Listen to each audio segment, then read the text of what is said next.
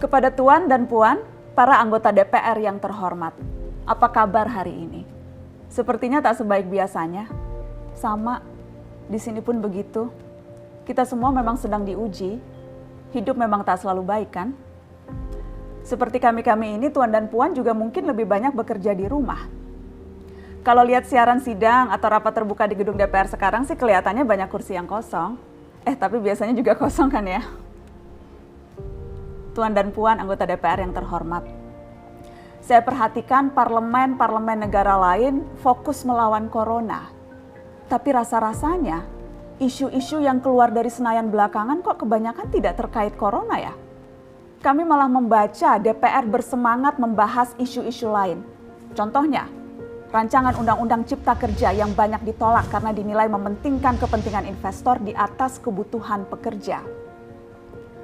Presiden Jokowi pekan lalu sempat menyatakan pemerintah dan DPR menunda pembahasan salah satu klaster di rancangan undang-undang itu, klaster ketenagakerjaan. Ini untuk memberi kesempatan mendalami substansi dan mendapat masukan dari banyak pihak. Berpegang pada alasan itu, maka sudah seharusnya klaster lain dalam RUU Cipta Kerja pun perlu ditinjau ulang. Karena yang lain juga bukan tanpa masalah, terutama dari perspektif lingkungan dan keadilan gender. Tidak cukup hanya menunda pembahasan satu klaster saja. Ada juga RUU lain yang masih nekat mau dibahas. Ada RUU KUHP yang tahun lalu diserbu unjuk rasa. Lalu RUU pemasyarakatan. Ada koruptor yang sudah ngebet pengen bebas kah? Apa kabar Pak Yasona? Terus terang saja, membahas undang-undang yang menyangkut hajat hidup orang banyak di masa seperti sekarang ini terlalu mengundang curiga.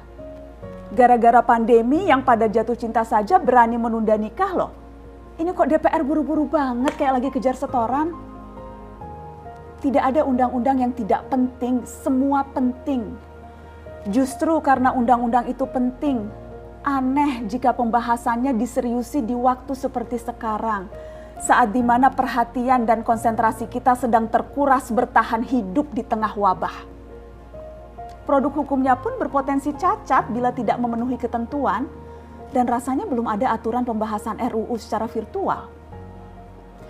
Jika ngotot menuntaskan Omnibus Law atau RUU KUHP atau RUU pemasyarakatan, jangan salahkan jika ada yang menilai DPR tidak menjadikan perang melawan corona sebagai prioritas.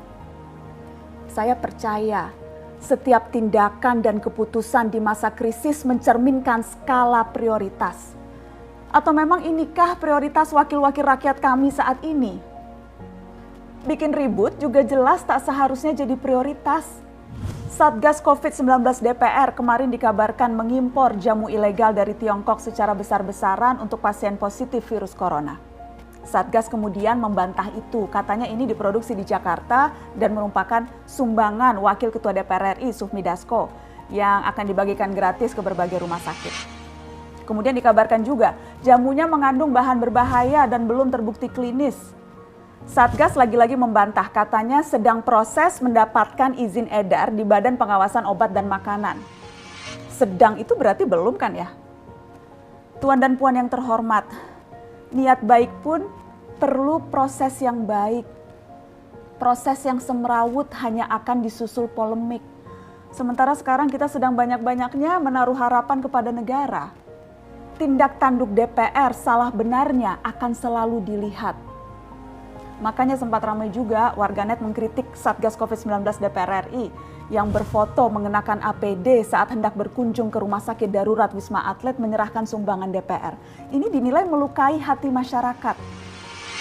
Tenaga medis kita saja bertaruh nyawa benar karena kekurangan APD. Tidak ada yang meragukan jumlah sumbangan DPR. Kami yakin pasti banyak, namanya juga DPR, beli ribuan rapid test saja mampu, ngeborong jamu apalagi. Tapi ini soal rasa dan empati. Kecuali ya, kalau yang dipakai anggota DPR itu APD yang lain, alat pelindung dewan. Salam hormat dari kami yang kalian wakili.